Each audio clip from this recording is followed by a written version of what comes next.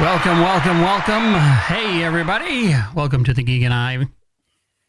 Finally Friday. No, Federation Friday. I've been saying finally Friday all morning since I got up. I'd be like, going into work. Hey, Chuck, finally Friday. Hey, Mary, finally Friday. And they're like, yes, we don't have to see you for another 2 days. We're gonna have to get the hashtag TGIFF going. Yes. Thank God it's Federation Friday. There we go. I should put that in the. I'll put that in the show notes, or maybe that'll be our first T-shirt. There you go. Hashtag F. TGI. All right. Too many letters. You'll have to spell it out for me. Yeah. Yes. Well, I'd buy it. I'd buy that for $1.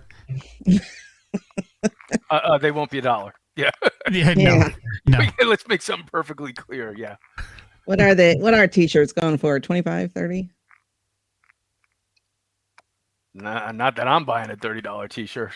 Yeah. What do you what do your designs go for? I have no clue. I was thinking the last one I bought, I think it was like 21, maybe. Mm-hmm. Because I know. Yeah, that's fair. I put one up on was it TeePublic? Mm-hmm. And I think it was like I think it was like $19. I think I made $1 off of it. So I'd sell that for $1. Or I'd make $1 off of that. I'd make $1 off of that. I earned that for $1. Who knows? All right, kids. Tonight is a good episode. I enjoyed this one. Yes, I had never seen this one, and this was real good. I've watched it twice. Because usually I'll watch it, and then when I do the screen grabs, I'll just have something else going on, and then I'll look up and think Control L, Control L, Control L. But I actually watched this one again while doing the screen grabs because I like this one. What do you know? What do you know about this one, Martin? Well, it was directed by James Gladstone, who directed Where No Man Has Gone Before. I think this is his second and last Star Trek directing assignment. And it was written by Robert Bloch, who is a giant of sci-fi and horror writing. You probably know him from his best-known work, Psycho. Really? Yes, Robert Bloch wrote Psycho. Also did a ton of Twilight Zones and a ton of Alfred Hitchcock Presents, and was one of the really well-known writers that Roddenberry brought on board during that first season. Oh, it's pretty impressive resume. Yeah, his stuff. If you've ever read any of his stuff, it's excellent. Excellent. This one really impressed me because not only was it, I guess, well acted. Everybody felt like their characters now. Spock was awesome. The way that Kirk kind of gave Spock the clue as to get your ass down here. that was very reminiscent of the if we're going by the book from Star Trek 2. That was really, really cool because I think I had gotten up to get a drink the first time he was on the spin machine and missed where he's yelling at himself with the green-blooded or half-breed or whatever it was. And on the second watch, I caught that and I was like, wow, what a great idea that was. Yeah, so much better than going, I'm an imposter. I'm an imposter. Yeah, that really. Yeah. So now that you say that, okay, it doesn't seem like it was that great of an idea. But so what if like when he's on the spinner, and right before they start, he's doing his half-breed monster, get out of mind your own business stuff. What if he had just thought to himself, get down and save us. Come here and save us. Come here and save us. And then Robot Kirk goes back and says, Spock, go down and save us. Or says, yeah. During that scene, I was like, wow, thank God it's Kirk and not McCoy on there, because nobody would have known. Nobody would have known. Who is oddly absent from this episode? Again, he's on vacation. Does he have a lot of, like, did he do his vacation time like in one lump before the it's I think they probably met because he was not at that time billed as one of the three. It was Shatner and Nimoy, and salary wise, they probably said, well, we're going to bring Majel on for a major guest shot here. There's really nothing that he's going to contribute, so they probably saved money that week by not including him in the episode. Yeah, that makes sense. So speaking of the episode, we start out, as always, with a shot of the Enterprise flying by and some guy in a blue jumpsuit who probably works on cars also and is the same color as the chair. He's actually part of the cleaning crew. He's picking. Oh, who usually sits there? That's unnamed character 5 or something like that, or Mr. Leslie. Yeah, it's usually a red shirt. A lot of times it is Mr. Leslie because it's right to the right of the engineering station. Okay, right? and he's probably just cleaning up the lettuce that fell out of his Subway sandwich. Somebody spilled their drink. Yeah, so he's doing that, and we're introduced to this is Nurse Chapel, right? Christine Chapel. Christine Chapel, and this is her first appearance, right? Her first appearance in what is probably one of the worst wigs I've ever seen on anyone ever, including Bill. Yes, it. You know why she wore the wig, right? So Roddenberry kept trying to push her down everybody's throat to be on the show. Obviously, she was number one in Where No Man Has Gone Before. So, and the network absolutely didn't want her. Didn't want her. So Roddenberry put her in this and then had her wear the blonde wig so nobody would notice. And when they played this episode for the studio, within 5 seconds, somebody yelled out, "Well, look who's back again." Did they not like her, or was it just because Gene was kind of forcing her on everybody? I think it was one, Gene was kind of forcing her on everybody. Two, they knew the situation. Gene was married at the time and was kind of had Majel on the side. And old school Hollywood would be fine if you did that and she wasn't on your show. It would be another thing if she's on your show and the news broke, it'd be a major scandal at the time. So they probably didn't want any part of it. And I don't think they thought she was all that talented, to be honest with you. And nowadays you'd probably get an Emmy Award for that. Yes, you would get an Emmy Award. Probably get your own spinoff at that point.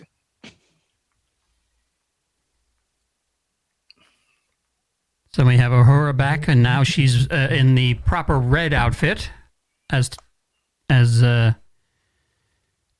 as what was it last week? She was in the gold. Yeah, her luggage finally caught up with her.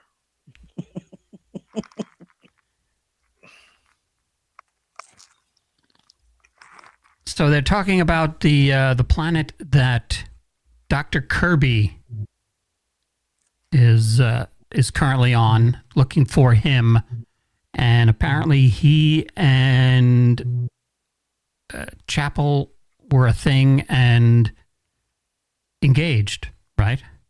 Mhm. Yes. So I don't know if I have it here, but they mentioned that the planet was it 141 below zero? I don't remember hearing that. It was like a minus 140. Oh, Or minus something like that. 140. Okay. Yeah, because it is a snow planet, and they say that it's negative 140 degrees, and I'm thinking, okay, here we go back to the enemy within, where we're trapped down on an ice world, and it's freezing, and then the next thing you know is they go down. Look at the look on this guy's face. He's like, I just cleaned that. Yeah. And her too. And in the background, a very, very rare. You don't really see gold ladies' uniforms, except on Uhura. Yeah. Maybe she borrowed it from her. Yeah. They have one spare, and if Excuse me, can I borrow your gold outfit?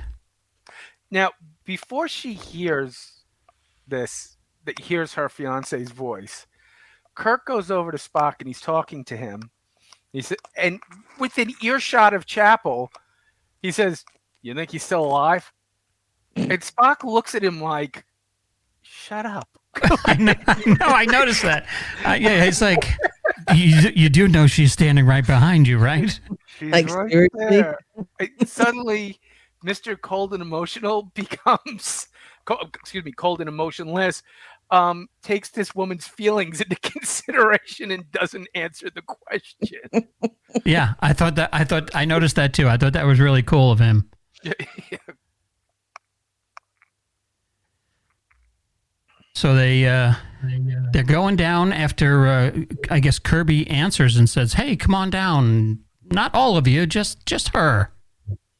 And then Kirk was like, "No, I'll be there too." Right? So they go down and we get this beautiful shot. And I'm thinking, "Wow, this is no they spared no expense." And then they beam down, and I look, and I'm like, okay, it's 141 below zero. Yeah. And they're not frozen solid in an instant, but then you notice that they're behind a shield. Which I think is only in the remastered edition. Oh, is it? Okay, because I noticed there was a reflection. Mm-hmm. So, I looked like, okay, well, they covered that up pretty good, but I guess if you think it was not in the original, and it was just an open door. I didn't have time to check, but yes, I think it would be an open door, because if it was a force field, they technically shouldn't be able to beam in. So, yes, but again, this kind of begs the question. You're going down to a planet where it's 140 below. I'm sure they have a force field and all this, but maybe you want to bring a light jacket just in case. Yeah. Yeah. I'm just saying, well, it's graded to 140 below there. You're going through caverns, which I doubt have central, high vac systems of warming the entire place up. But yeah, that to me, that always bothered me in Star Trek, especially when they would beam down to a planet that they knew was cold. Nobody took a jacket. And I guess that was something they fixed in Star Trek 2 when they beamed to the inside of the moon, and they're all wearing these like really cool jackets that would be perfect for a vacation spot like this. Right, but they were beaming to regular one, which, as far as I know, was environmentally controlled, and they brought their winter jackets. So, that was the one thing about the cage, which is cool. When they beam down to Talos 4, they put on those gray outer jackets, and we never really saw that again. Maybe even a hat would help. I don't know. Well, they both have wigs on, so maybe they're thermal wigs. That's true. And hers is made from actual skunk, I believe, because I've never seen it just takes me out of the episode. It's all blonde at the front and black at the back of the. It's like a black mullet, and it's just awful. It's a balayage. She was ahead of her time. So we're looking for Kirby, and we're walking down the caverns, and without she almost flashlight. Without a flashlight, and she almost falls in this hole in the ground, and that could have been dangerous. And then we see this mysterious figure pop up behind a light, and it turns out that it's not Kirby, because she thought it was Kirby, and it's actually, what was his name? Dr. Brown. She calls him Brownie, and all I kept thinking was, heck of a job, Brownie. Heck of a job, Brownie. So then in the background there's this scream, and we never see who it is. It's one of the red shirts that came down, and apparently he fell in this hole, Marking the very first red shirt death. Oh, okay. Yeah. One of many. And what was strange about this was it, when did I watch that? I think I watched the episode on Monday and Tuesday, and then this actually played on Pluto TV on Wednesday. So I caught it on Wednesday, but this scene was different on Pluto TV. I don't know if they have a different version. Is there like two different versions of this scene? Not that I'm aware of. What did the alternate version look like? This is what it was on Pluto TV. Is that you, Dr. Colby? Which is pretty much the same. Dr. Brown, it's Roger's assistant. Brownie, where's Roger?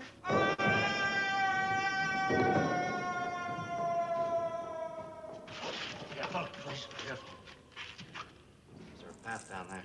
There's no hope, Captain. It's bottomless.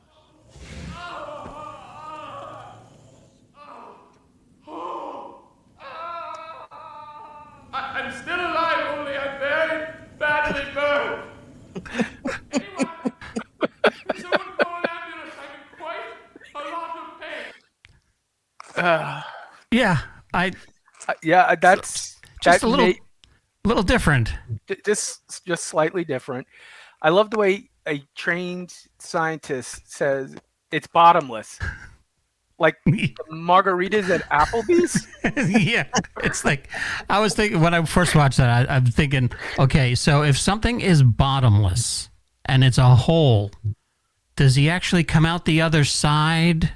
He gets projectile out the other side of the planet. And freezes to death. Right. And first of all, you never use the word bottomless in front of James T. Kirk. You're asking for trouble. That's why he's looking intently down the hole. So, there's no hope, Captain. And then we find out it's this guy. Lurch. Who actually shoved him off, correct? Gave him a... He did. Gave him a nice push. And I have to say, I love the design of Rock. It's fairly simple. It really is shoulder pads, a little face makeup, and a robe. But oh my God, does he make the most of this role? Oh, he was so good. Fantastic. Now this is before. Is this before Addams Family? I would say it's probably around the same time. Let's check. And I wonder, Roddenberry must have really enjoyed working with him because he winds up doing the voices in 2 other episodes. I know he's the voice of Baylock in the Corbomite Maneuver, and he does another voice of an alien later on. And then in the 70s, when Roddenberry was doing like his Earth 2 show or Genesis 2, I don't remember which one, Ted Cassidy was actually a star, co-star in that. So this is after, because Addams Family was 64 to 66.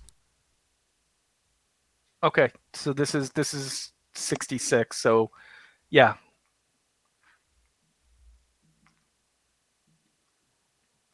Yeah.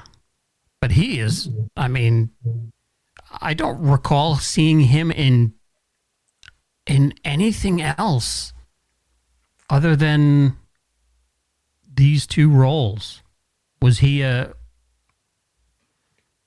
I think he was in Donnie and Marie's Going Coconuts, if I remember correctly.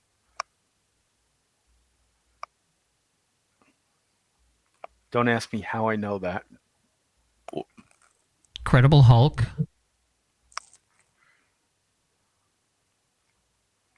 It says he was the narrator in the Incredible Hulk,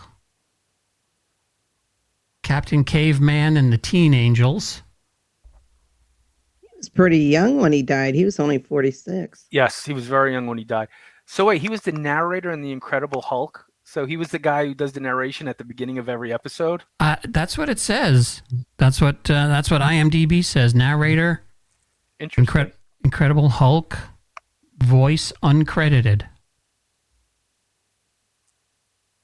And he played the voice of Godzilla in the 78 to 79 cartoon series. The Flintstones meet Rockula and Frankenstone. He was in Plastic Man. So he did a lot of voiceover work. Yeah.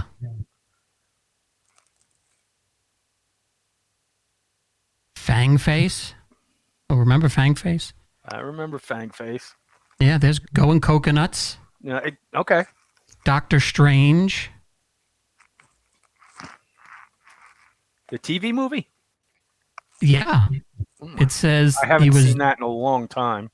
Demon Balzaroth. Okay, so that was probably a voiceover part. Yeah. Uncredited. Chico and the Man. And, oh, how can I forget this one? He was Bigfoot. Oh, right. Yeah. In the $6 Million Man, yeah. Wow.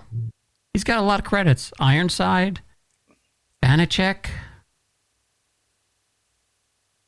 A lot of one-offs. I was going to say, he probably didn't get a lot of work as Criminal of the Week. What did he look like? He was 9 feet tall. Oh, okay. He might be hard to find. Yeah. Do you have a better description?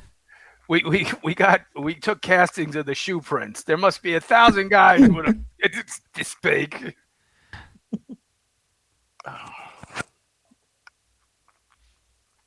So the Brownie says Dr. Corby was detained, but then he gets a little weird where he looks at everybody and tells them who he is again, like they've never met. Mm-hmm. And I remember, and he didn't spoil it for me, but on Sunday I was on Sunday Night Geekery with Marc D with a C, and they asked, what are you guys doing this week? And I told them we're doing What Little Girls Are Made Of. And then they were like, well, big Android heavy episode. I was like, oh, spoiler alert. Well, if you watch it on Paramount Plus, basically, and I'm paraphrasing here, it's the Enterprise goes looking for Dr. Roger Corby and his group of androids. Mm-hmm. Really, guys? Really? We need new writers. Well, it's So better Kirk- than the guys on cable. Every time a Halloween movie on it, they write Killer Mike. Well, it's It's a little informal. yeah, but they only have so much spacing, letter area.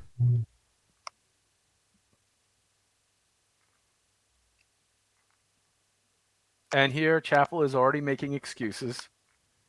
Yeah, I noticed that it was a lot of excuses for his bad behavior until she gets jealous. Like that. And then we have red shirt number 2 just lounging out. He's got his feet up on something. On guard duty. Yeah, leaning up against the wall. Klinger was more effective on guard duty.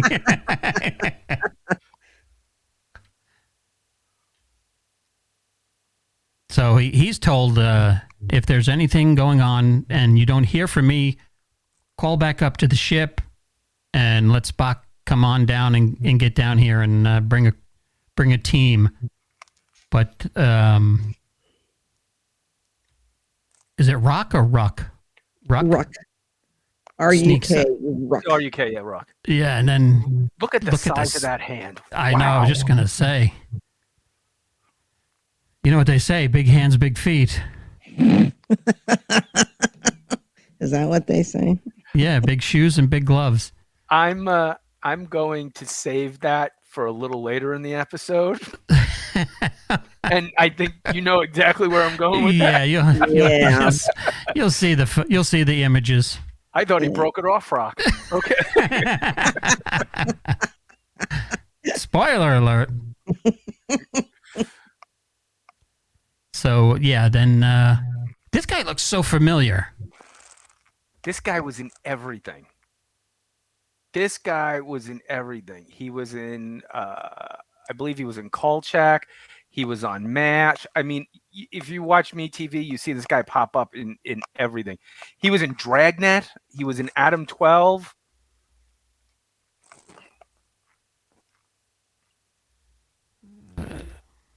I just closed out IMDb. Was he ever a leading actor in any of the... No, I think he was always just a character actor. just a character actor. But again, his performance in this was fantastic. Michael Strong. Michael Strong. Okay. Oh, he's in Patton. Yeah, he was one of the guys, one of the attaches with, I was going to say with George C. Scott, with Patton. Galactica 1980. That one's hazy. He played the Resistance leader. This Old Man. Lou Grant. Quincy, Man from Atlantis. Yeah, he was all over the place. Herman Lower in $6 Million Man. Wow. He's got a lot of credits, but again, just like one-offs again. Columbo, Kolchak, Planet of the Apes, Ironside, Cannon, Gunsmoke. Oh, yeah, so this is basically he's a MeTV and an Antenna TV. Yeah, lineup. You could catch him every day. Yeah. Mission Impossible. He was in 4 episodes of Mission Impossible.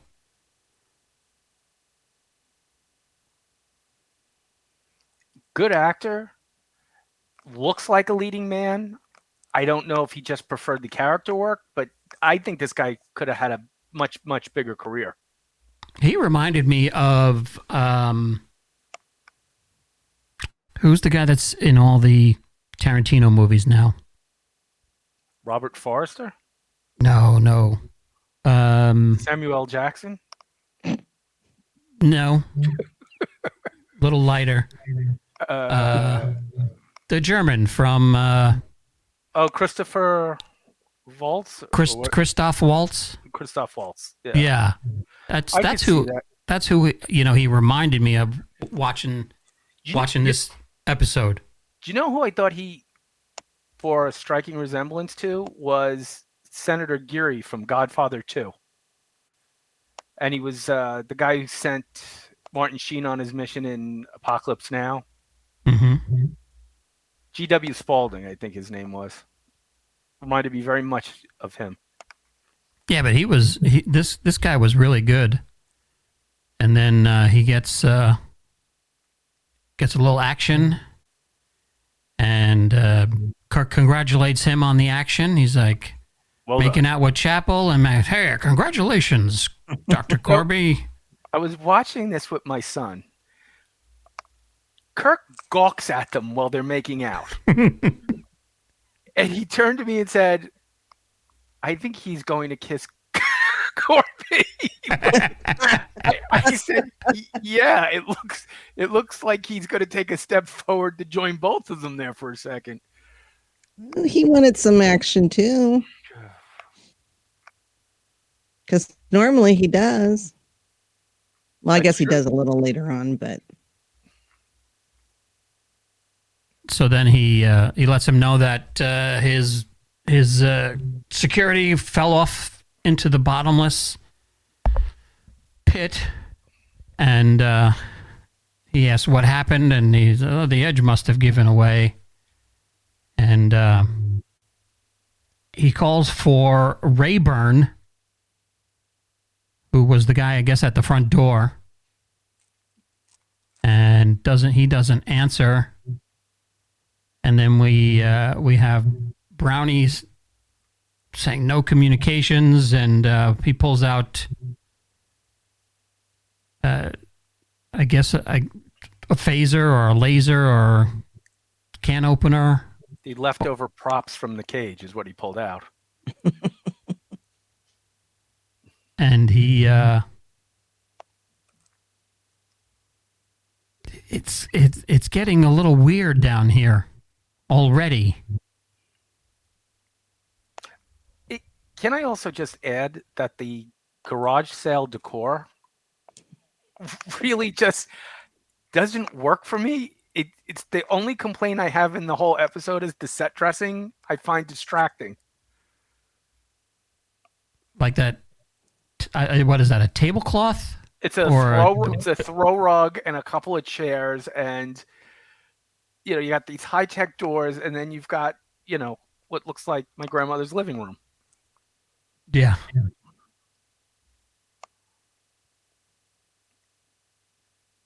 And then we were introduced to this chick. Andrea. Yeah.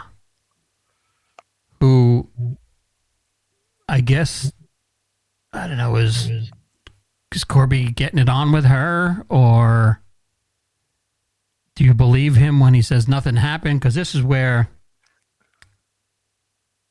she gets a little jealous, right? There's a moment when Chapel shoots her a look. She's clearly not happy. I think clearly there's something going on, but I don't think it's what we think is going on, is what they were trying to convey.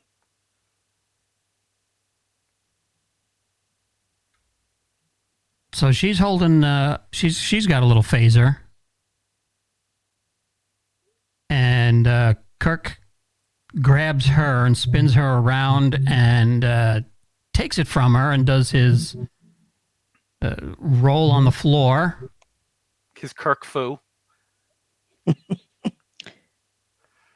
I got to step away for just a second. Just continue on. I'll be right back. And then you have Ruck come in and grab him, and he shoots Brownie,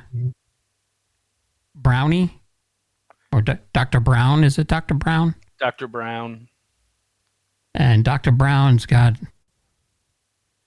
some circuitry going on. Oh, we should have called him Doc Brown throughout the episode. Yeah. So Kirk gets manhandled, and boy, does he get manhandled. Yeah. Did you see the look on Shatner's face when he gets lifted up? Now, was that this fight, or was this the other fight? Because I know twice he gets lifted up. Yeah, because the next time he's like all the way up at the roof level, and he's about to get thrown into the corner. Yeah, he does the roll, and then Rock comes in and just picks him up like this, up against the wall. And he does get picked up again later in the episode. Apparently, that's the extent of android fighting techniques, is just to pick somebody up off the ground.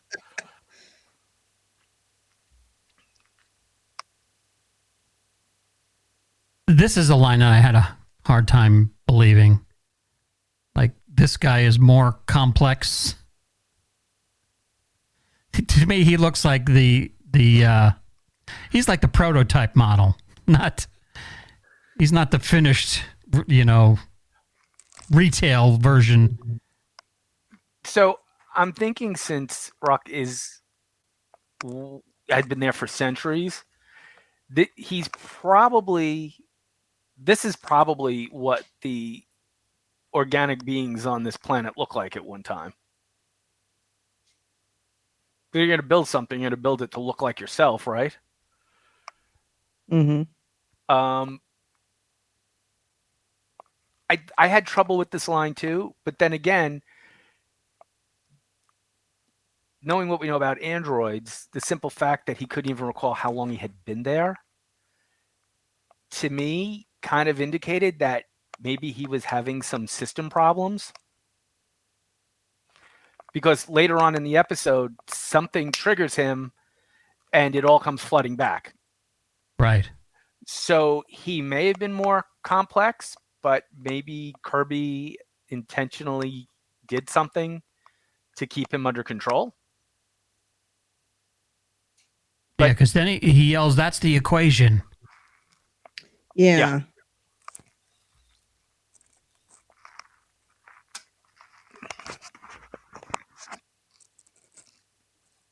So Kirk is he's not trusting this dude at all.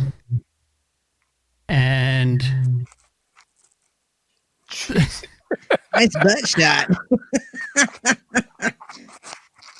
he just gets, lifted and it's like he is giving him the old playtex lift and separate, and he's about throwing him in. He's throwing him into the wall. Yeah. And is this dude really this strong? I mean, he's... Now, if you look at it, because I went back and rewound it, there are lunges with a jump, and he's almost doing the Dirty Dancing move where you run and jump, and the other guy just kind of guides you up in that general vicinity. But yeah, it was impressive. I don't think he realized how high he was actually going to go. Yeah, because he's got to be. I mean, you say this guy's like 9 feet? He's over 7 feet tall there. So you figure at about 2.5 feet for that ass. Yeah, he's about 9 feet up. And then he gets tossed into the corner like... He's like, "Where's my stunt man?" Nobody puts Jimmy in the corner. He's had the time of his life. Yes, he did. So now we're back with Christine and Andrea, who I don't know why we ever stopped wearing clothes like this out in public. I'd just like to harken back to the beginning of the episode where we mentioned this was an ice planet. Yeah. Well, it looks cold. So Just a little nipply. Mm-hmm.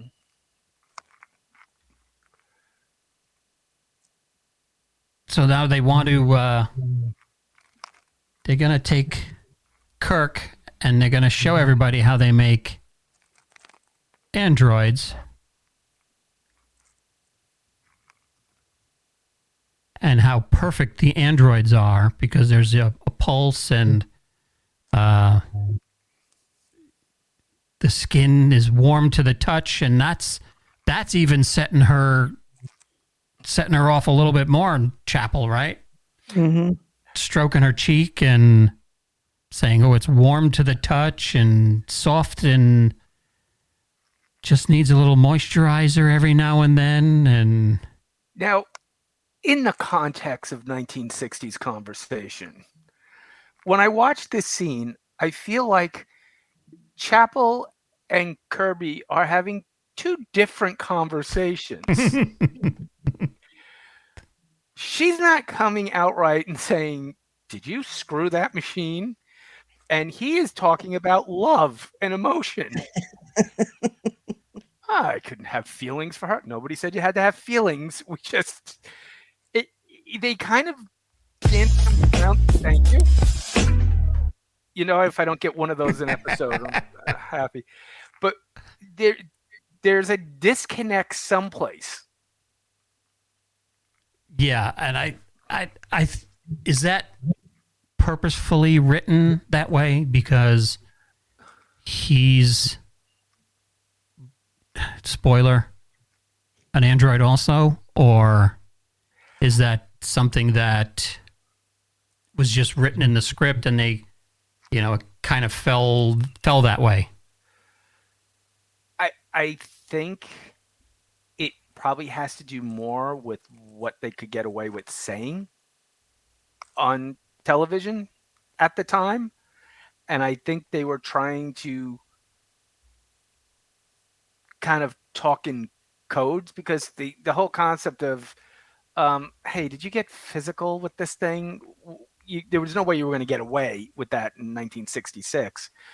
So when he's talking about love and caring and emotion, I just replaced those words with other words, and then the conversation kind of made sense. So here he tells her to kiss Kirk, and Kirk is like, "Finally!" Action. And then she slaps him, which is usually the way it. Mhm. Either that, or her she needs a breath mint.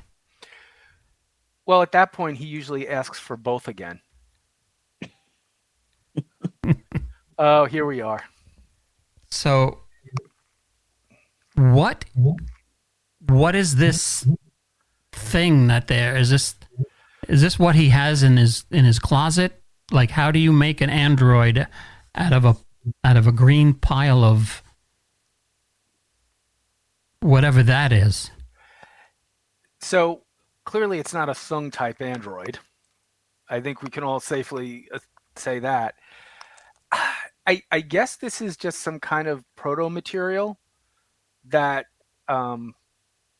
if you spin very quickly, develops complicated organs, neural systems. If I have one minor complaint about this episode, is this kind of took me out of it, especially when they place this blob on the table and they clearly either ran out of time or money to give it legs. Right. That's what I was wondering. I was like, well, how does he get to be as tall as Kirk when, he's cut off at the knees? It ends at the shins, like Cotton Hill from King of the Hill. And again, I take nothing away. If I think it was a completed model, it would have worked better. Maybe put some blinky lights in it, but again, they don't really go into great detail. I don't think it could be that complicated to build one of these things because apparently there are 2 knobs that control the entire process And a switch. and a switch, and none of them are labeled. So I guess it's kind of you go by feel. And sound because they go. Well, then Corby has to give him a nod, like, okay, now turn it more now. He Now- has to nod at him. Now, John, you've been a professional broadcaster. When they activate the Android making system, is it 33 1/3 or 45 it's going at? I think that was up to 78. 78? Could be a 78. Yeah. Yeah, because this is early enough for 78. Okay.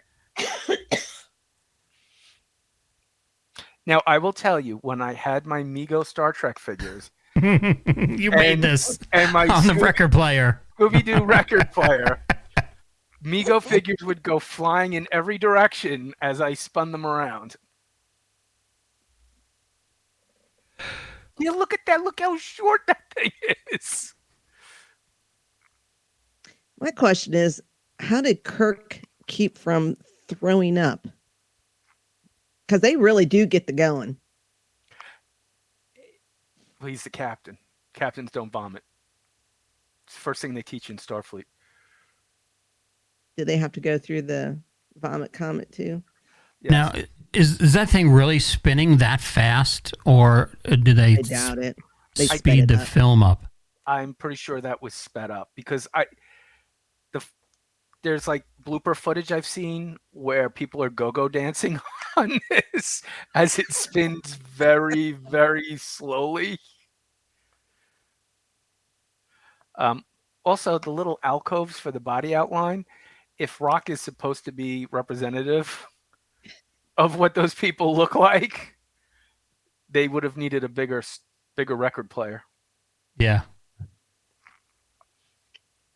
And thank God they have that modesty bar, because Well, I couldn't get a good grab of it, but there is one shot where you look up and you probably can see a little bit of Kirk's phaser. Type 1 or type 2. Let's just say it was set for stun. Okay. Well, to be fair, it is an ice planet and it's very cold. So that's how fast it's spinning right there. And then once it stops, we have 2 fully grown Kirks. I think maybe because of the spin rate, maybe that stretches it. Maybe you have to start with a smaller model of a smaller mold. So when the spinning network gets going, it actually stretches you out. You know how when you used to grab the legs of elastic Stretch Armstrong and spin them around, he would get longer. I think we're overthinking this. Yeah. Got to give him the benefit of the doubt, though. There's the complex control room. So, if it's a duplicate, where did she come from? Was she on the expedition with them? Where did they get the original model for Andrea? Yeah, they never really said if she was part of the original crew or not. Or is she like Ruck, where she's, she's just as old as he is. But then why does she look so different than him? Why does she look human? No, I don't know. I'm just throwing stuff out there. Now, they did mention that 2 other expeditions went looking and couldn't find anybody. Maybe So they he copied, lied. maybe he copied somebody from one of the expeditions.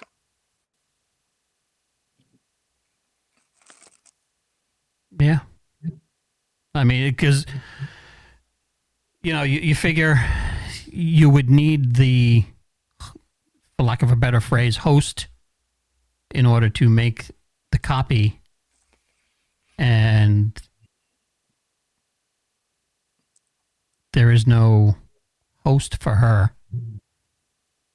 I mean, it would have been easy to just. Now, do they think of these things in the writer's room? Or do they just go, hey, that's a great idea. Let's just. Yeah. We need a monster and a pretty girl. That's Yeah. how. Of course, the other possible explanation is we've all seen Weird Science. So I'm thinking maybe they just, made her from scratch. Yeah, just tape some pictures and a bra and to that spinny thing, and out she pops. Take a picture of Brownie's sister from his wallet because it's the only woman they have as a reference.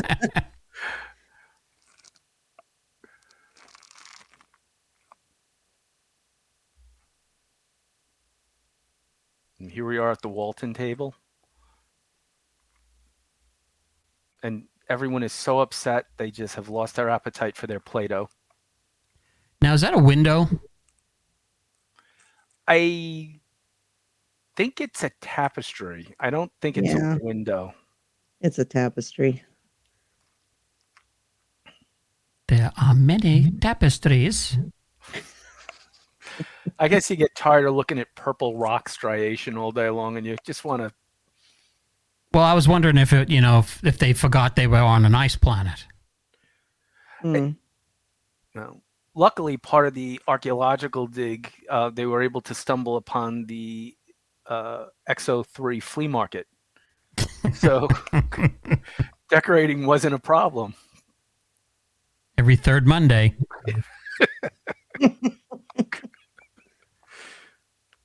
So she doesn't look like she's happy. She realizes she's not getting a full-time job after this episode.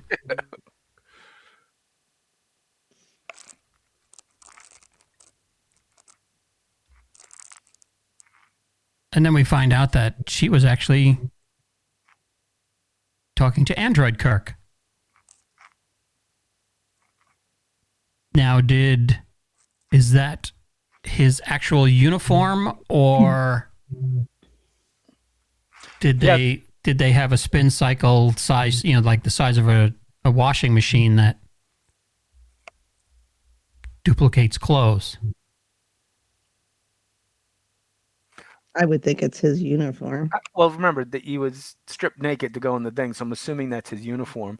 I always thought they missed an opportunity here for Kirk to walk in and the uniform to have the giant burn mark because he's wearing Brownie's old uniform.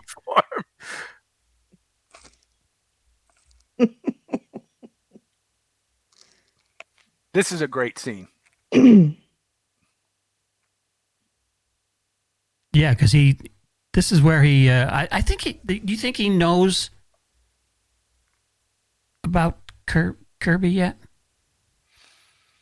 I don't think he knows, but I think he's, interestingly enough, right? If he's an exact duplicate, shouldn't the duplicate know that there was an attempt to sabotage the duplication process?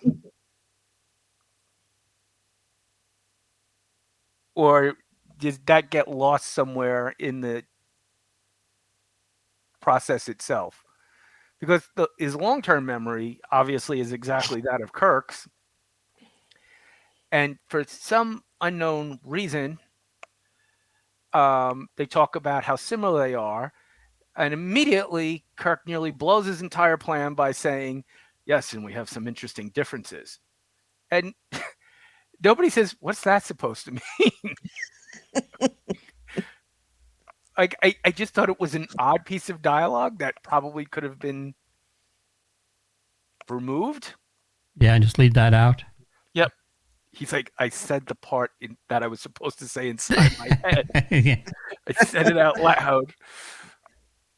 Just like on the bridge when I asked, is it possible he's still alive? Yeah. I got to learn to keep quiet. Don't say the first thing that pops into your head, Jim. Don't. So is this, and here we have our first mention of Brother Sam, Brother Sam. who I never knew existed. Sam makes an appearance later on. I won't ruin it for you. Well, you just did. I'm not going to tell you how the appearance happens, but There's no context to that comment.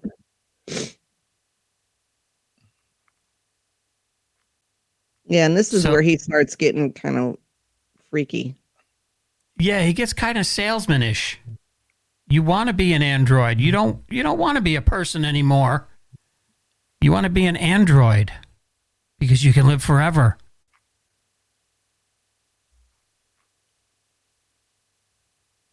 he almost had me sold except for all the security updates they send over. Yeah, you're always upgrading apps. You're always upgrading your operating system.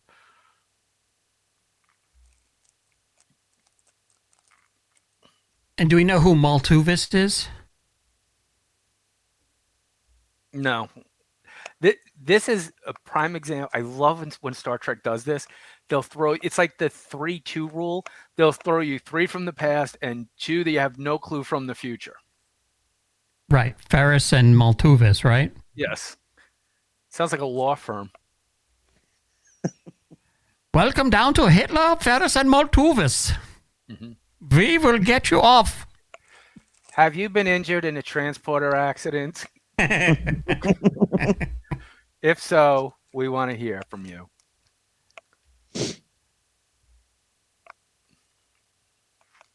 So apparently there's,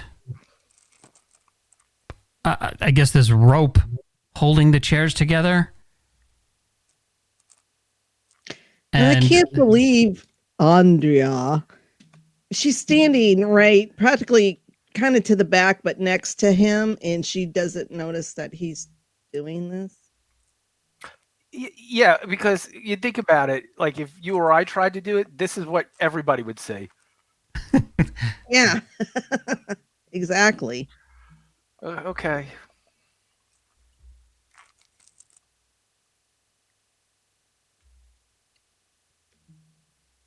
So Kirk escapes and takes the rope and puts it around Corby's throat. Now, does he need oxygen?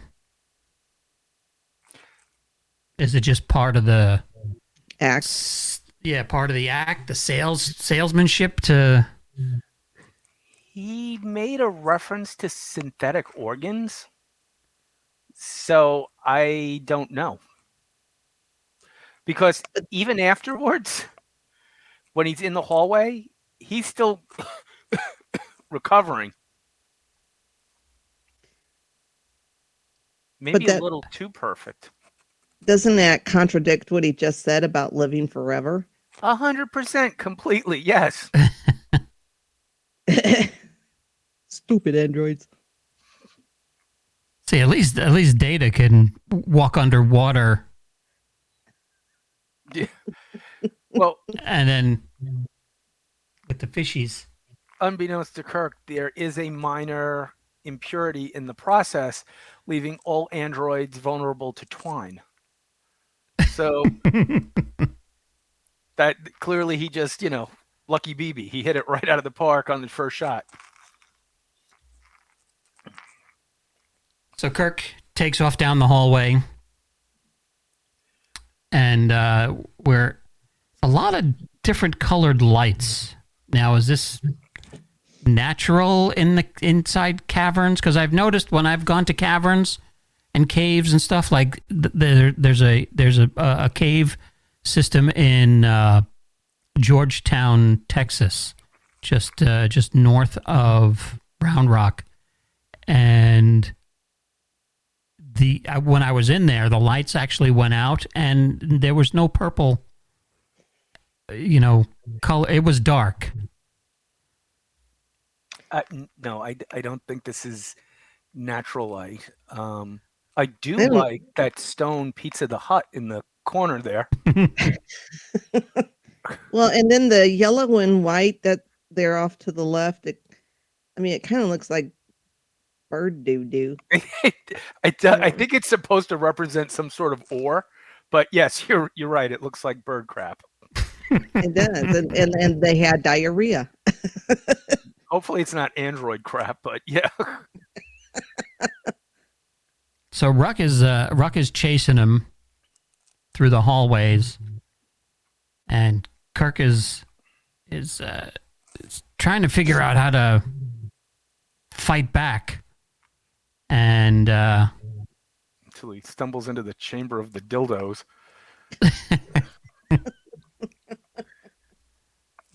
So we have Ruck who starts to impersonate Nurse Chapel's voice, and he does. That was one thing that I noticed about the whole episode is when he is speaking in somebody else's voice, it's pretty darn good. Yeah. It is. It's not like nowadays where it looks like bad anime, but it was pretty darn accurate. When you could actually see that coming out, like it could be coming out of his voice. Yeah, the dub was nearly perfect. And I think that has to do with the actor. Now, who does the scene first? Would he be? I guess he would be doing the voice on set, and then she goes in and does the ADR, or does she do it and then they replay it on set for him to mouth? That's a good question. And being a voiceover artist, he probably had some experience in that realm. I would think the loop is matching what he said in this case. Not the other way around. So then she did a good job matching his voice in the booth. Yes, but I think what helps too is when he is wording the lines, he's doing it at a slightly slower pace, which makes it easier for the actor to sync up later on. Yeah, because I noticed that I was like, wow, that's pretty good. Because I've been in the booth trying to ADR somebody, and it's a pain in the neck to get it to really match. I got to drop out for 1 second. Battery issue. I'll be right back. Okay. You're leaving at the good part. That's what I was going to say. You know what? Hold on a second. Somebody get me my charger. I don't have the power. Oh, I'm really going to do it. I'm going to tell Connor, bring me my charger. So, apparently this thing is hanging from the ceiling, and I don't know if he's using it as a. Does he like this idea? Is it the idea of when somebody is told to milk the cow for the first time, and you're kind of like disgusted because he's like, I can't believe I signed up for this. Actually, to me, he's got the look of, I can't believe this is happening again.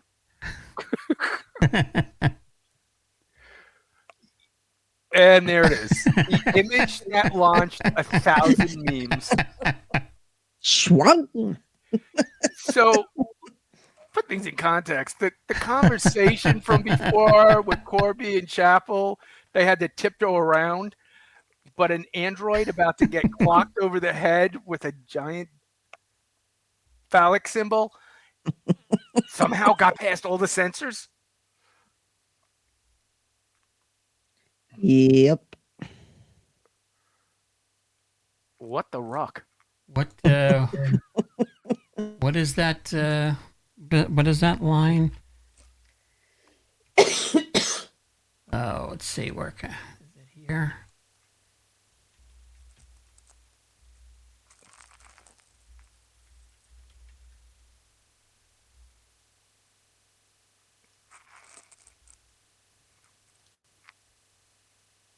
Let's see if.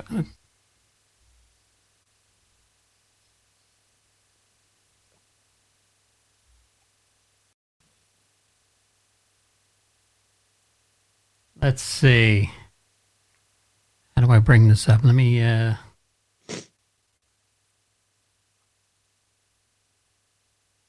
share my screen.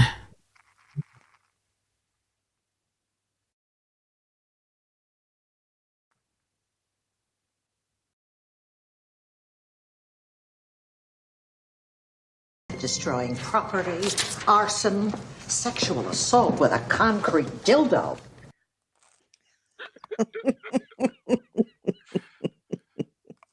And you thought all those charges at the end of Star Trek 4 were serious, huh?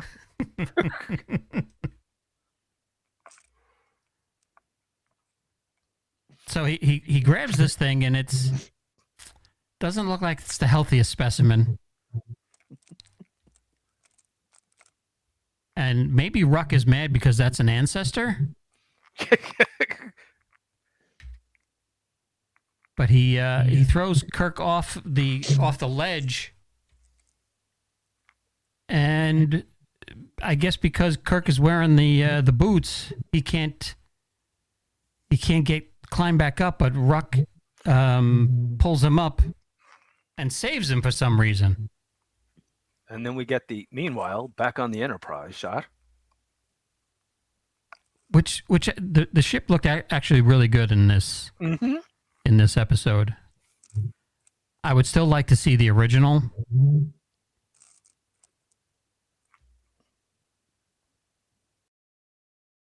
But Kirk storms past Spock and goes into, I guess, what is that? Was that his room? I think it's his quarters, isn't it? Yeah, that's his quarters and that's his safe. Yeah, because that was the screen that we looked through last week with the shadows and the close-ups and yeah. So he's going to go back down to the planet, and he's telling everybody, "We're going to get them out of here and get them all the parts that they want." Right?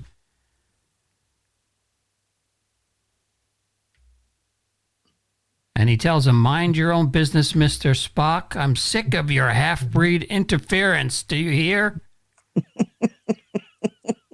I love how he just cocked an eyebrow. Yeah. That's interesting. Fascinating. And he understood the message. He got the message loud and clear.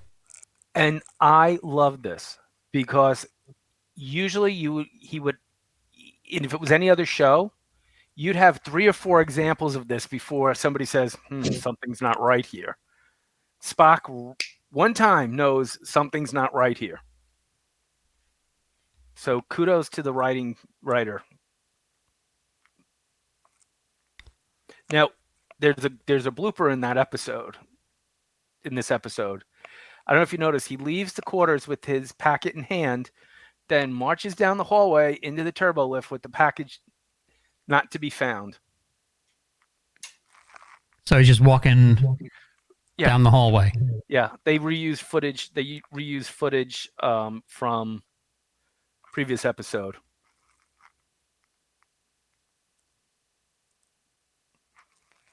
So they're looking to get off this planet, I guess, because there's not really much you can do with snow, and they need the raw materials to make more androids, some more of that 3/4 size goo body, and then we have Andrea come in, and then Kirk. This the second time he's. Didn't he do this with? Scotty. No. Who was the blonde Rand in the Enemy Within? Did he force himself on her in Enemy Within when he was evil Kirk? Yes. So it wasn't totally his fault. You hear that, Judge? Yeah. Your Honor, my client was split into two different personalities. Clearly, he's not responsible. Well, he really grabbed her hard because when he lets go of her, you could see his handprint still there after he lets go.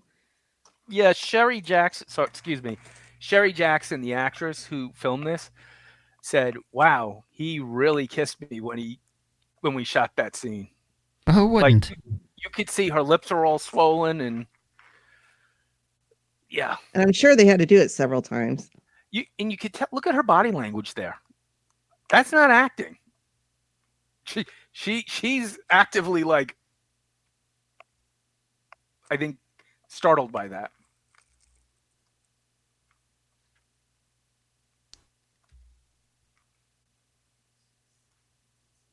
And now she's getting confused because is she starting to have feelings that she's not supposed to have?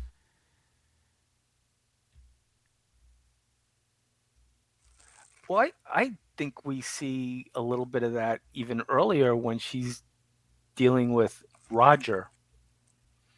When he tells her, "You from now on you'll refer to me as Dr. Corby." Mm-hmm. If you look at her in the background, you can see there's something going on. Yeah, she's kind of looking like, what did I do wrong? Yeah, you're my guy, and all of a sudden this one comes in, this real girl comes in, and with her two-tone hair and her mini skirt.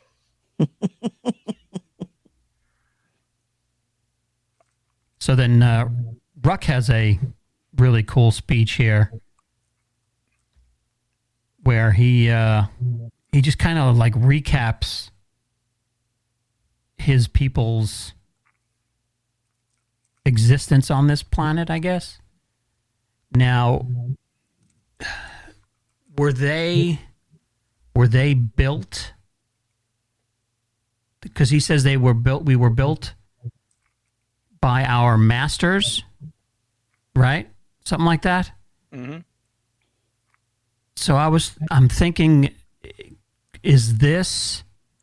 was somebody watching this episode? Maybe someone named Larson? I can see some parallels there. I can definitely see some parallels. It's a good question. It's a real good question. I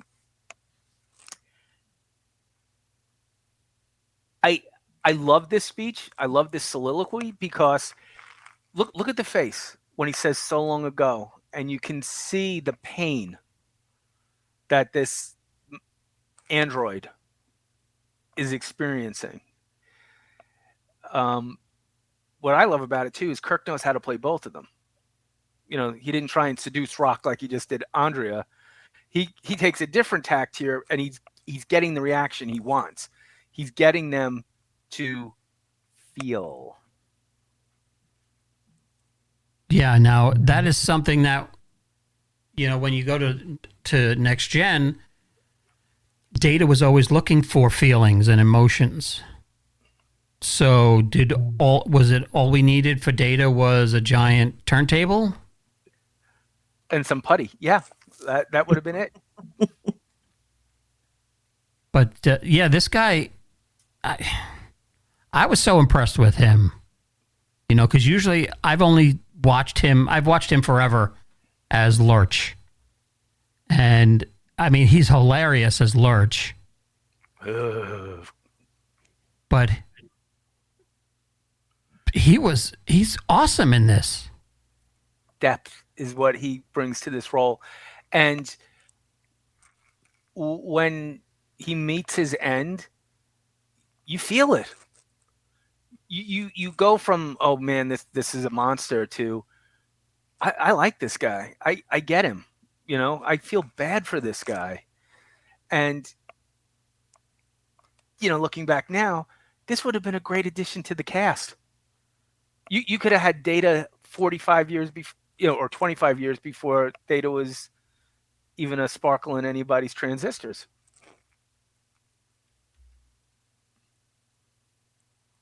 Think of how he and Spock would have played off each other. Yeah.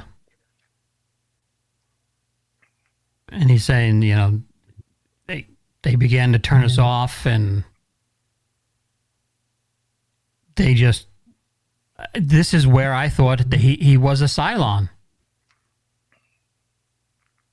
They were taking advantage of us, so we needed to destroy them to survive.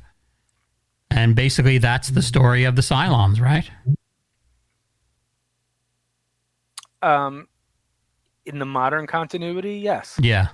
That's what I mean. Yeah. I mean, who knows what was wrong with the silver Cylons? They were just,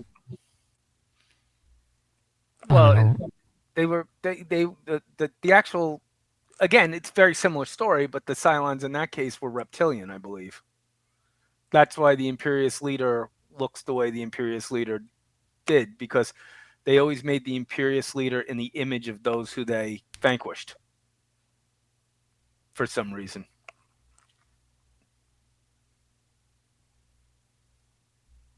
But who was inside the silver? I mean, were they robots? Pure robots, yeah. They were, so the Cylons were androids. They weren't like, they were kind of like the modern day, but the ones that are bad CGI. So from what I understand, the Cylons are purely mechanical, artificial, intelligent beings. Every once in a while, one of them will show an initiative outside of what's expected of them, and a mechanical silver Cylon can be upgraded by adding 2 other brains to it to become like the Lucifer, the IL class, and then the Imperious leaders are chosen from the IL class. I need to start watching that again. I don't think any of that is in the show, but it's definitely was in, I think, and you probably had it when you were a kid. You remember Encyclopedia Galactica? Mm-hmm. Yeah, I think that's where I got all that information from. A book I've been trying to track down at a reasonable price forever.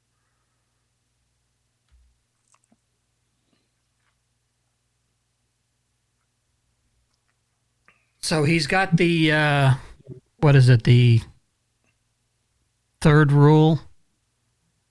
Or is it the, how many rules does RoboCop have?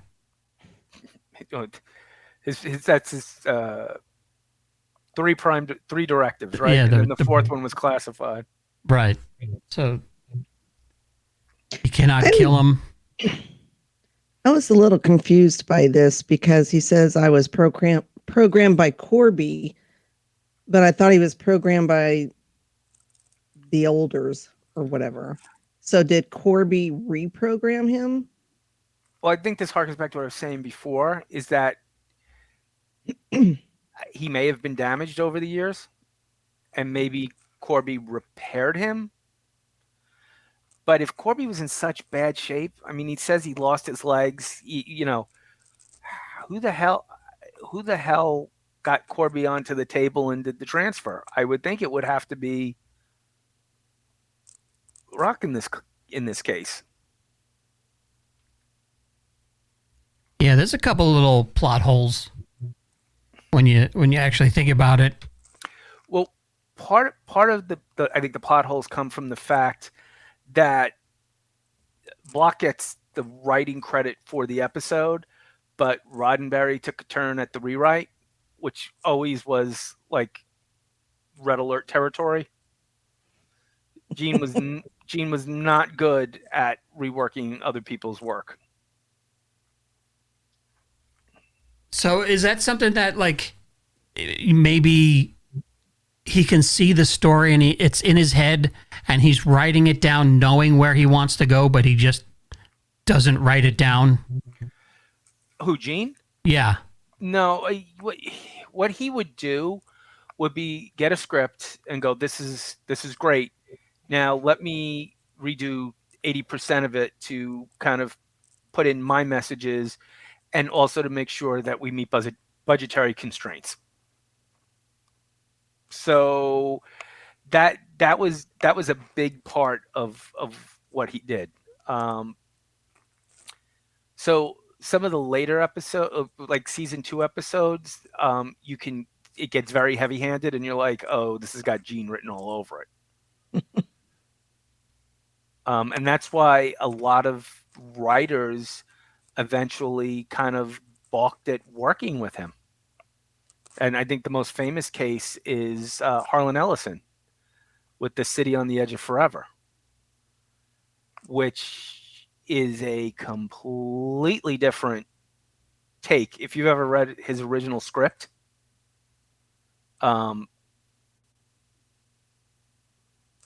don't want to say it's better, but it's really a very, very different take on the material.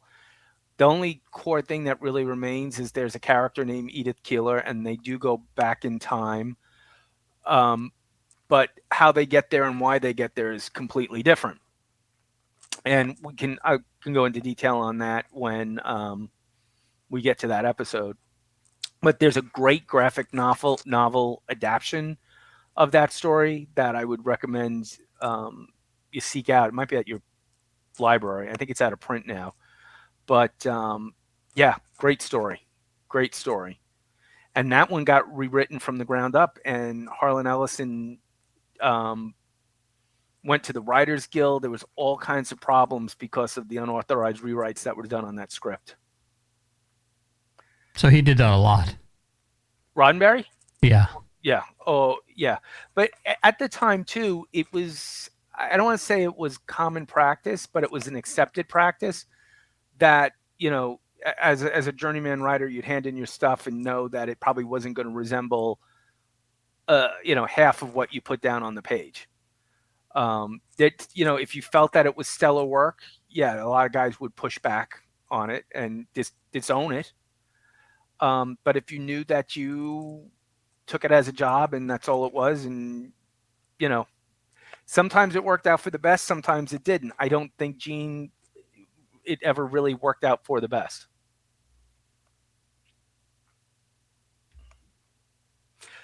In fact, actually, hold on a second. My notes. So it says here, in Robert Bloch's original script, a wealthy socialite named Margot hired the Enterprise to look for Dr. Corby. Okay, right there.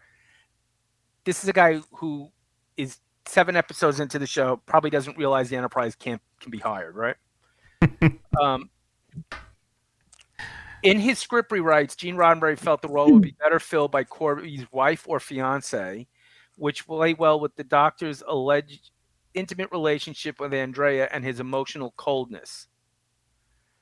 So he was basically rewritten to get a part for his girlfriend. Mm-hmm. Yeah. So, yeah, I mean, yeah, I think if they went back to Bloch and said, well, the Enterprise is not a for-hire ship. And by the way, I have this concept, nobody uses money in the future. He probably would have reworked it. Instead of hiring the ship, she could have been a Federation representative or an ambassador or somebody important looking for Dr. Corby. But not necessarily, you know, the fiance and, you know, build a whole episode. This is the only episode in which Nurse Chapel is featured heavily. Most of her appearances are limited to 3 or 4 minutes of screen time at the most in upcoming episodes. Yeah, because the way you explained it, it kind of reminds me of like when I guess, going to Next Gen when, like, what is it, Admiral Nagala would come on and say, you know, we need the Enterprise to go here and look for this dude or whatever. And that, to me, that would make more sense than let's go find my soon-to-be husband. Yeah. I miss my fiance. Can we take this very large, important ship and divert it to, again, it's a product of its time, though.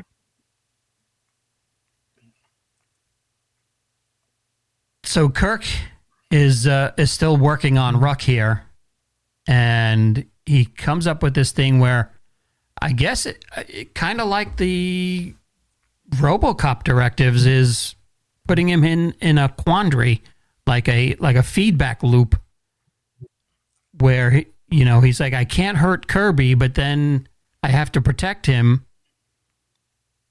But Kirk is like, well, he's trying to kill you, so you can't protect somebody who's trying to kill you.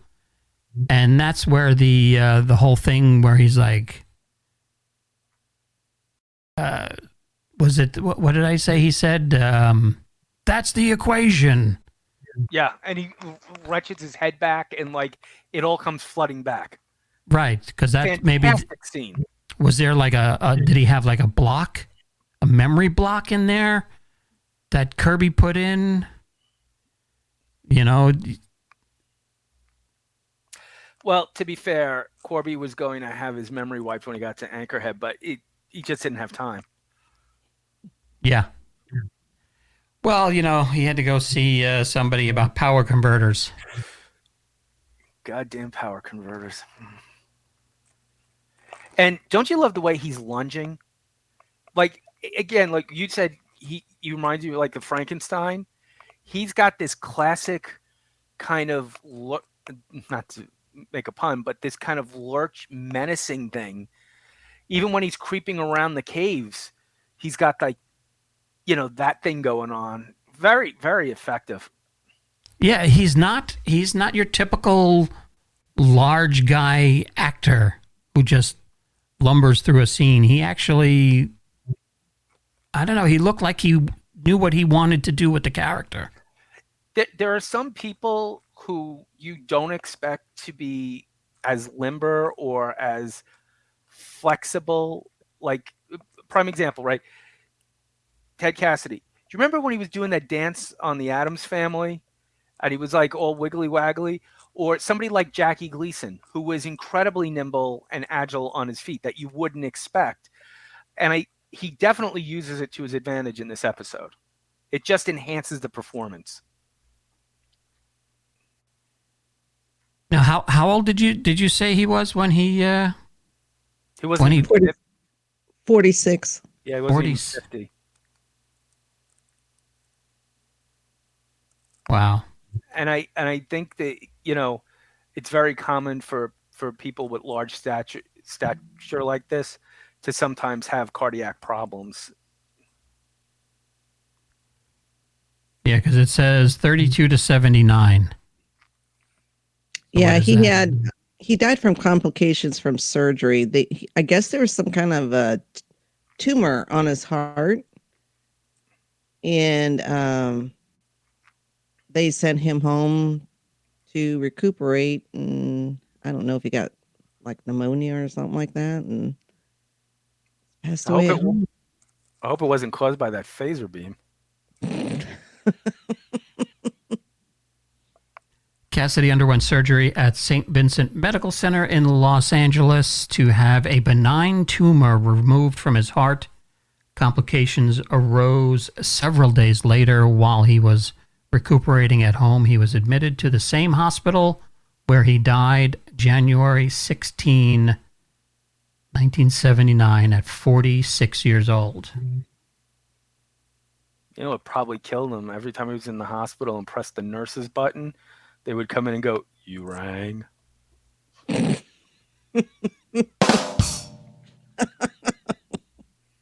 All right, so I got one of each tonight. Okay.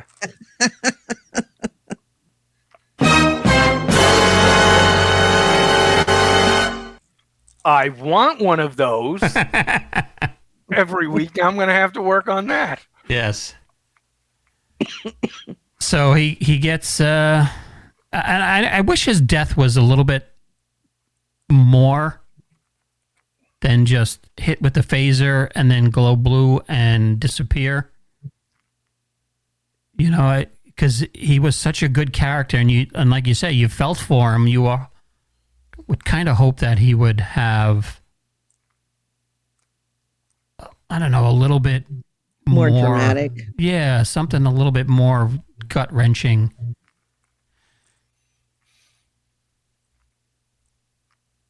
It feels a little rushed. We have this crescendo of remembrance and giving Kirk that bear hug, which just cracks me up.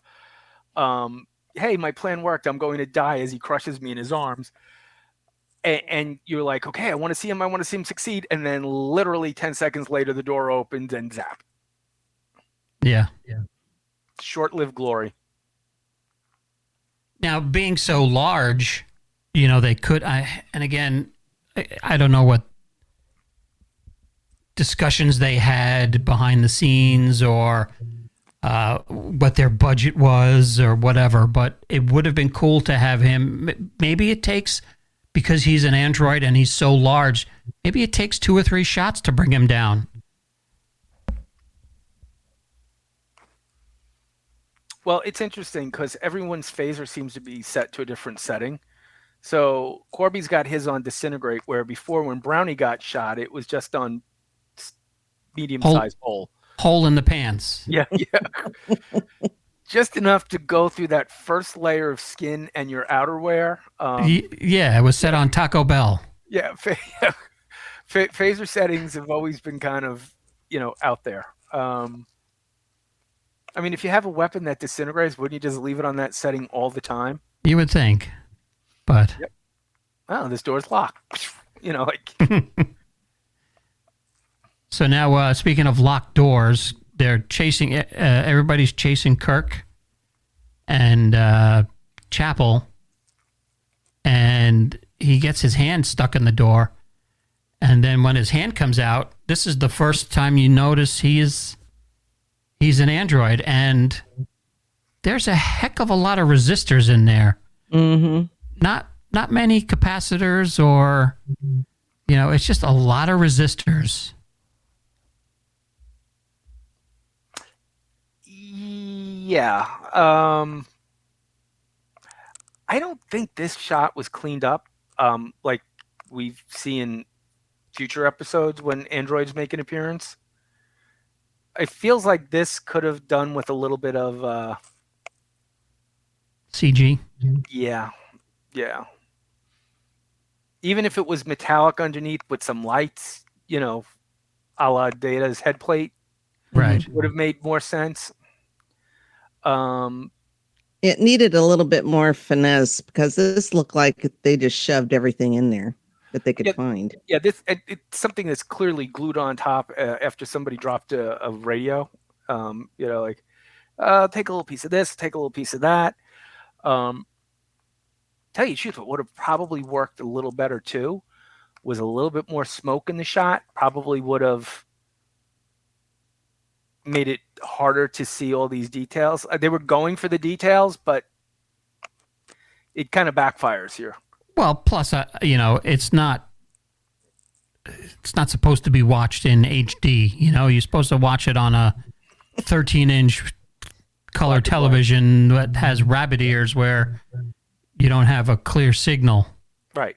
And again, transistors, right? Resistors. That to 1960s America was high tech. Yeah. Yep.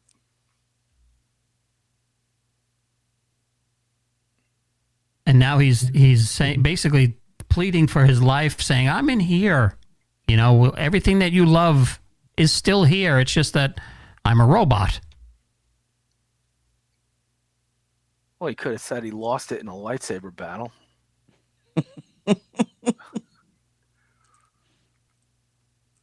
And we have he's telling his story, and I guess he didn't have legs, Now, I guess he was frozen out. Was he out in the cold, and they found him out there, and he was frostbitten and dying, and the only thing he had was his brain, right? Is that what he said? That was kind of the impression I got, that he had some kind of exposure to the cold, whether it was a long period of time. Well, I guess it wouldn't take that long in negative 140-degree weather, but not without two other dudes in a blanket. That's true. Yeah. I got that impression, Deb, too, that it was all related to that. Because think about it. Why else? There was really no need, and it didn't move the story forward that this was an ice planet. right. This could have been any planet, and he had an accident. I think they were just trying to tell us, because of this harsh environment, that's what happened. And it probably would have made more sense if it was like a jungle planet or just a regular, Well, anywhere. I mean, he could have got a cut and got gangrene. Yeah, or attacked by some wildlife that was out there while he was exploring. An unknown insect bite, allergic rate. It could have been any number of things. And I'll tell you the truth, it probably, from a set building standpoint, may have been cheaper just to film it on location someplace than build all the styrofoam. Well, they probably just reused the set from a couple episodes ago. I can't remember what it was now, because it kind of looks basically the same. They just painted over the one with the infection. Oh, the naked. Yeah. Well, it's definitely the same type of material that was sprayed on the walls. And I just could hear that meeting. We painted a different color. We throw up a couple throw rugs. It'll look brand new. They'll never know. Nobody will never know. Yeah. Yep. So there are the knobs that we all want to touch. And then there's these blue and yellow things on the wall. Speak for yourself. Come on. Honestly. Hey, you know what's great about this scene? Yes, I do. Go ahead. Yeah. Okay.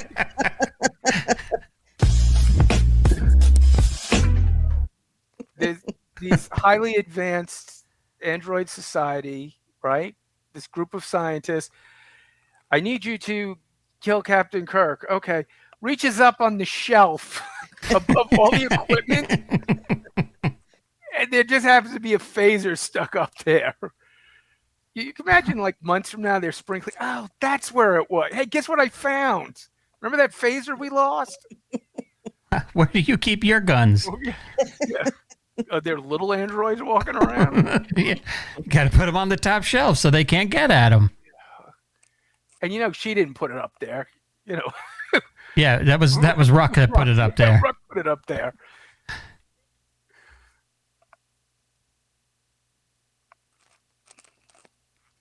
So now she is. What is she? She says she's not programmed for alarms. Is that? I didn't understand that. No, she took out Robot Kirk, thinking that it was real Kirk. Didn't realize there wasn't a costume change. Her programming is so advanced, she learned how to make excuses. So, yes. Whoa, I'm not programmed for alarms. I did the best I could.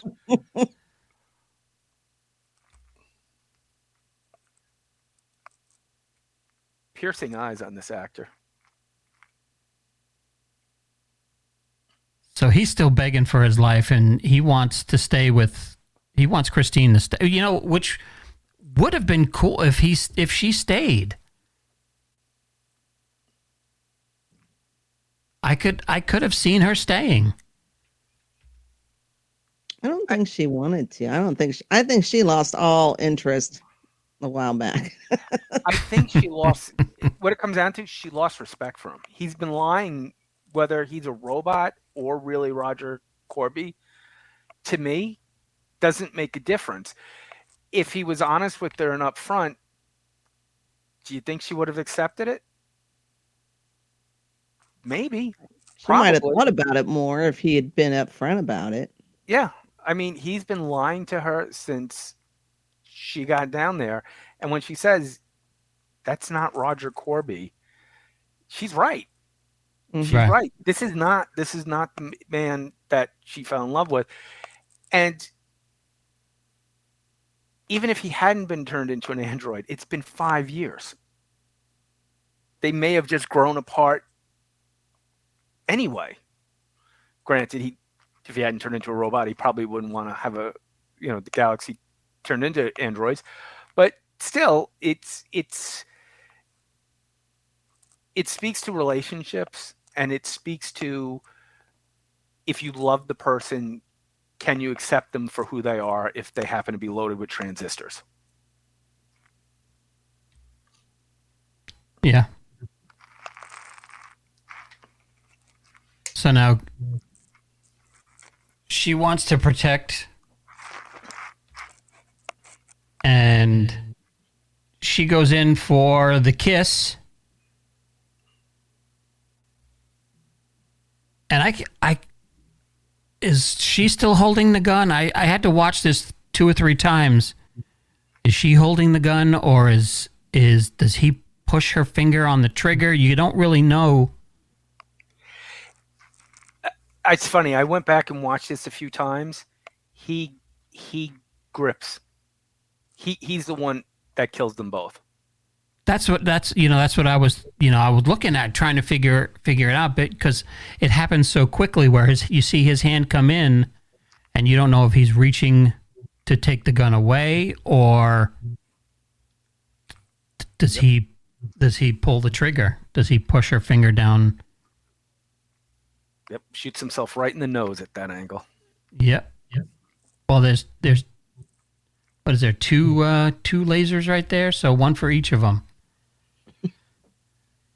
Well, that's how you change the setting. You turn the knob, so one is stun and one is kill and one is garden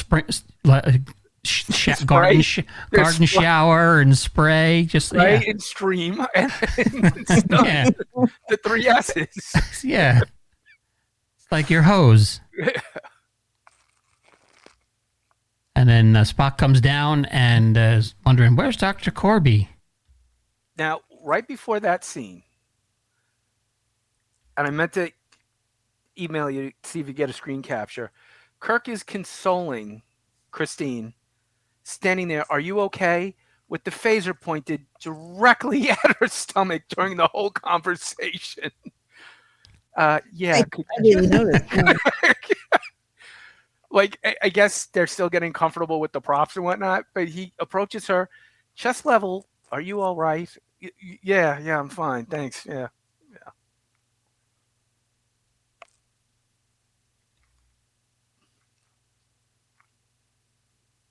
So the Enterprise flies away, and we see that lone red star that we see in every space shot. That's Krypton. Is that what it is? Yes, yeah. I guess that's, what is that one, Hoth? Hoth Light. I don't remember Hoth having so many phallic stalactites and just one that looked like Mark Hamill. And Spock is checking out Chapel's ass as she leaves the bridge. I'd pray in that chapel. Give yourself one.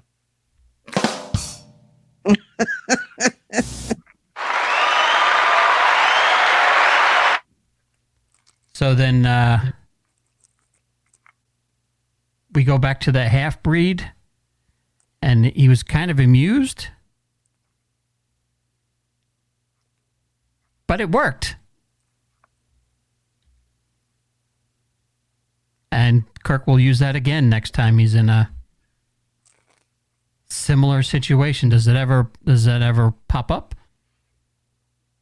You mean falling onto an alien turntable and having an android duplicate made out of Play-Doh? No, that doesn't happen again. No, okay. I know it seems likely, but in this case, no. But this is the first kind of closing the episode playful banter that feels like authentic Kirk Spock. We're getting close. It's not quite there. We're inching closer. So it's not exactly at the police squad freeze frame yet. No, we're not quite there yet. Okay. That happens in like midway second season, right? Second season. Yeah, I think it's actually in Space Seed we get to that. Yeah. So then we fly off into the sunset, and that's it. That is the end of that episode. Now, what was the title supposed to mean? What little girls are made of? It's from an old nursery rhyme. What little girls are made of? Sugar and spice and everything nice. And little boys are made of puppies and snails and something tails. I don't remember, but yeah, it's an old nursery rhyme. Yeah, was snakes and snails and puppy snakes dog and snails tails? and puppy dog tails. Yeah, that's it. So was it just used to because it made sense, or do you think they were, when you look at the original script, is there something in there that makes you ask the question, what are little girls made of? I get where they were going with the title, but since it's about Corby, shouldn't it be what are little boys made of? Or are we talking about Chapel? Andrea? Or I mean, I don't know. I think the title doesn't really fit the episode. Maybe what are little scientists made of? A lot of resistors. Yeah. Resistors are futile. We knew that was coming. I resisted doing it. Well, I got to say that was possibly my favorite one so far. It's a fun episode. Yeah, it was good. It had everything that the characters were, they're like you said, Deb, they're getting closer. Spock was pretty darn good, and Ted Cassidy. What could you And when you consider how little, so we had no DeForest Kelley in this episode at all. No Scotty. No Scotty. No Sulu. No Chekhov. Well, yeah, he's not around yet. Right. Uhura in it for maybe 2 or 3 minutes at the beginning. It really is like a 2-character episode with Kirk and Chapel, who, let's face it, I don't think is the most compelling character, but it works. The other thing I would add too, this episode is beautifully lit, beautifully filmed. The music heightens the suspense. I think it's to coin a phrase, it's firing on all thrusters all the way around. And the performances were fantastic. Yeah. You were compelled by everybody. I think the 2 weakest links in the whole episode, unfortunately, were Majel and Brownie. Yeah. And there's the thing going around Twitter today where it said post an image or a picture of your favorite fictional captain, and I guess the person who started it put Kirk. And without, I don't think you have anything that we have today without Captain Kirk. And you I guess I guess there's a weird. It's weird for me to think of it this way, because there was a time where when you were an actor, you wouldn't go on a sci-fi television show. You know, nowadays it's what you hope for, because you know you're gonna make bank at conventions signing autographs for $300. Merchandising. Yeah, but you know, before all that, that's why Lou Ferrigno was the Hulk. You know, that's why you don't have, or you know, when was the last time you saw, you know, how long ago was it before was it Michael Keaton, the first actor, big name that played Batman? And you remember how everybody was like, "This is going to be terrible." Mm-hmm. Yeah. And you know, shortly everybody was like, "He was great. He's my Batman." Well, yeah. Well, was he your Batman in '89? though? No. I remember being in the theater going, "Holy cow, was I wrong?" Yep. Do you remember where did you see it? I was actually out of state. I saw it that Friday in a town in Jersey called Marlton. It was the AMC 8, and my kids get annoyed because every time we go to my aunt's house, I point out the theater and say, "That's where I saw the original Batman in 1989." And they're like, "We know. You say it every time we go past it." You know, I get that. You know, it doesn't happen that much anymore now that we're in Texas, because, I mean, I think it happens more when when the movies are playing on TV, Battleship will be on, and I'll say, "You guys remember where we saw Battleship?" And they'll be like, "Yes, we saw it in Allen, Texas, at the Cinemark in the corner of that shopping center." But I saw Batman in the Schuylkill Hill Mall in Pennsylvania.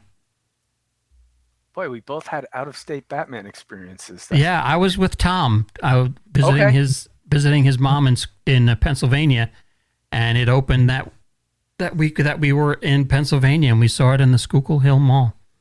And Have you been in contact with him, by the way? Every once in a while. How's he doing? He's busy. I'm sure he is. Yeah. And where was your Batman experience, Deb? Here in Indiana. I was not out of state. Maybe we should throw that in there sometime. Is where's the first time you saw? I don't know. Maybe that'll be a show. I remember Raiders. Northport Movie Theater. The old Northport Movie Theater. Here we go. Here's the new.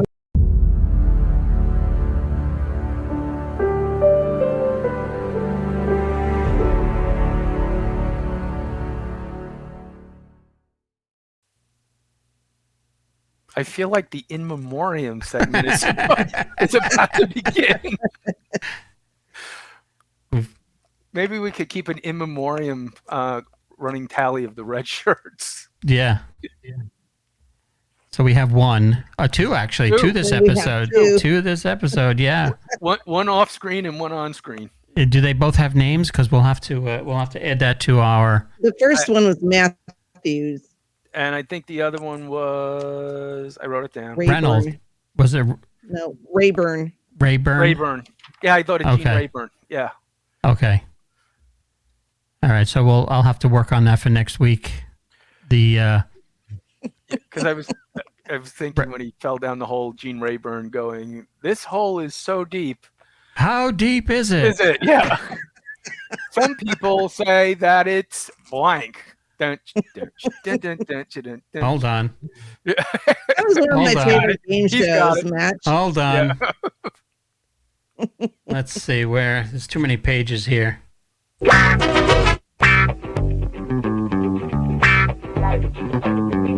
I said bottomless.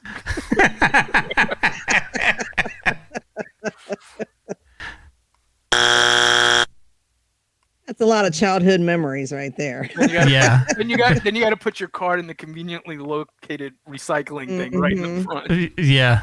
Which it just goes down to your feet. Yeah, there's a pile. What's her name? Brett Summers is. They're all at her feet, and she being in the middle there. I know this is off topic, but I once saw an interview with Gene Rayburn, and he said we would shoot them all in one day, right? So they would air Monday through Friday, and he said you can always tell. He's like, the Monday shows were usually the ones that were filmed in the morning, and by Friday but the Friday shows are airing. That was later in the day. As the week went on, we got more and more plastered. And he goes, and you can see the progression from Monday through Friday, how bad it actually was. Wow. I still watch those on Game Show. Was it? It's not Game Show Network. It's Buzzer. Buzzer. Yeah, I watch it on Buzzer, and I'll watch like 4 hours of it. That 4-foot long microphone with the small little ball at the end of it. Yeah, there's nothing better. I want one of those. I want one of those for when I go do my interviews out at the. I want the Gene Rayburn microphone when I interview people at the cons, and then you walk up to them and you say, "So what was the inspiration for this comic?" Well, I thought of this back in. Will it be better than those little teeny tiny microphones I have? I find those annoying. Yeah. Oh, the little, yeah. Yeah, the little teeny microphones. Well, I have one that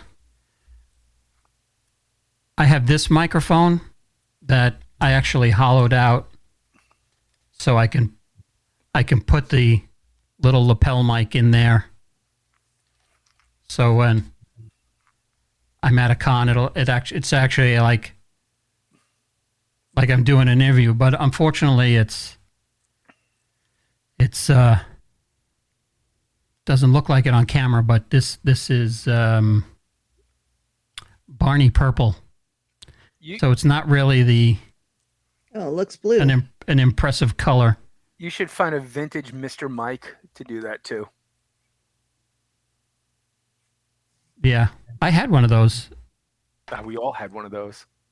Hey, good looking. Remember the commercial? You can sexually harass people from your car. I had one of those, and I took the microphone part out and hooked it up.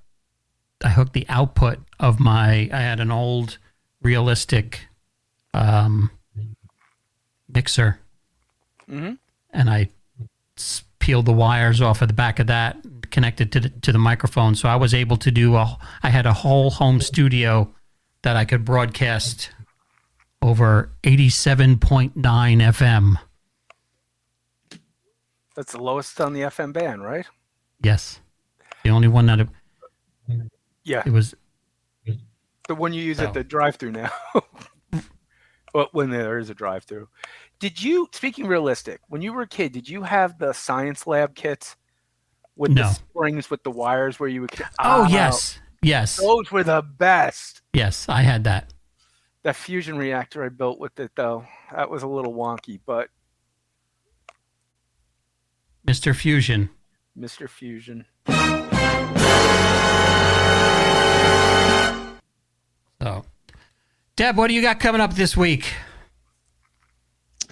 Oh, let's see. MCU Monday, we are discussing season 1, the very final episode, the finale of season 1, titled Daredevil. And then Tuesday, Sith Dominion, we're still talking about the Sith Code.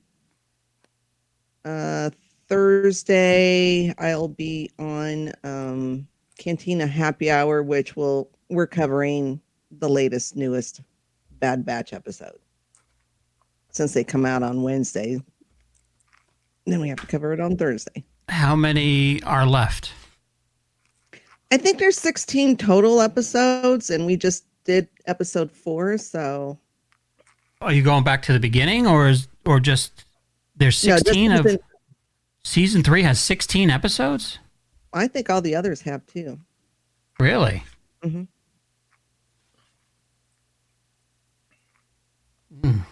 That's a lot. Yeah, for Disney. It's pretty good so far. So, I've been hearing good things. I tried watching it. I couldn't get past that. I don't know. Yeah, didn't she have like spiky hair or something? Oh, I thought you were saying you couldn't get past the password prompt. Yeah. I give up. What's our next episode next week? Miri. Okay, Miri. Miri. So it does not bode well for the way you say it. I think it's a kid episode, or maybe a preteen episode. But I think it stars a couple of Oscar-nominated actors. Really? See, it's been so long since I've watched them. Yeah, I remember titles, and I remember thinking, "Ooh, I didn't like that one," so, but I don't remember what it was about. Some interesting concepts in it. By the way, what would you give this on a scale of 10? This is. I don't think there is a perfect Star Trek, so I think this is probably an 8.5 to a 9. This was really good. I might actually watch this one again. I'd go with the 7 because we're not quite there yet.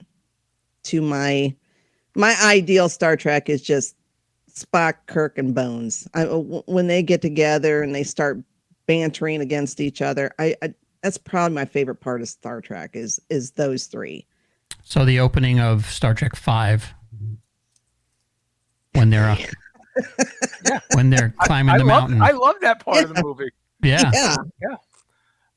It's just their chemistry. Once they get going, their chemistry is just unbeatable. I just love it. Nothing ever comes close to that, in my opinion. John, I'd agree with you. I'd give this an 8.5. Yeah. This was really good, and I think it's all saved by the way Cassidy was. I think he just hit a homer on this one. So yeah, the whole episode rests on his enormous shoulders.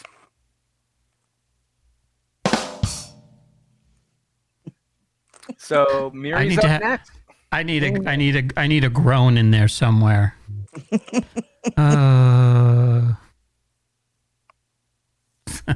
No comment. All right. Thanks for watching, everybody. Appreciate it. We will see you in 7 days for TGIFF. FF. Just 2 Fs. Yes. Federation Friday. Yes. TGIFF. 7 o'clock Central.